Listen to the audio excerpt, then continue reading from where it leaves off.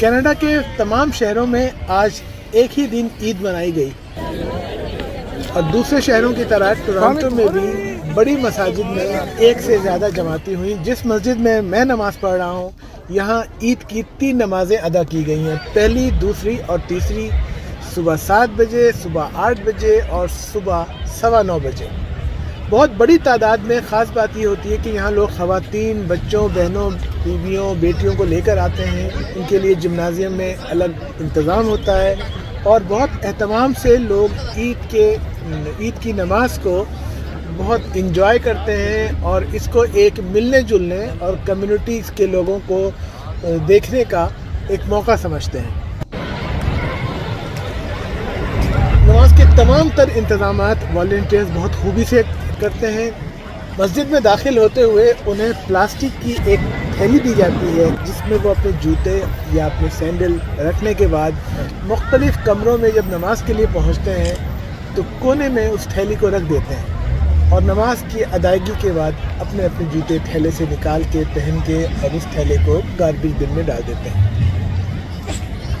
ख़ास बात यह है कि नमाज में तकारीर भी मुख्तसर होती हैं और इसका दौरानिया रिवायती तौर पर इंडिया पाकिस्तान की तरह तवील दुआओं के साथ नहीं होता।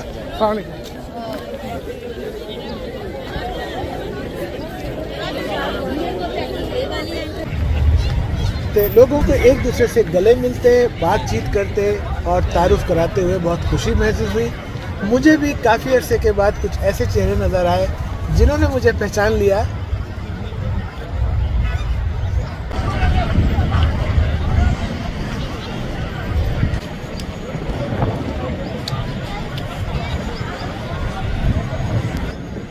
और कुछ तो करीबी दोस्त हैं। पार्किंग का इंतज़ाम वॉलंटियर्स के हाथों में है, बहुत अच्छा है।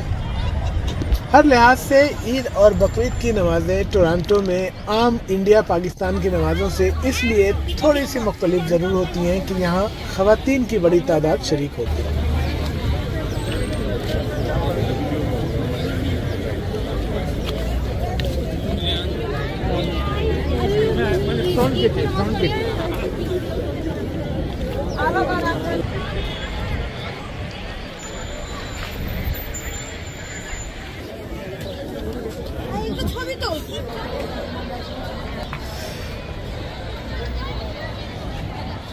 जहाँ रहिए ईद मनाइए, अपने अपने रिश्तेदारों से मिलिए, खुश रहिए। खुदा हाफिज़।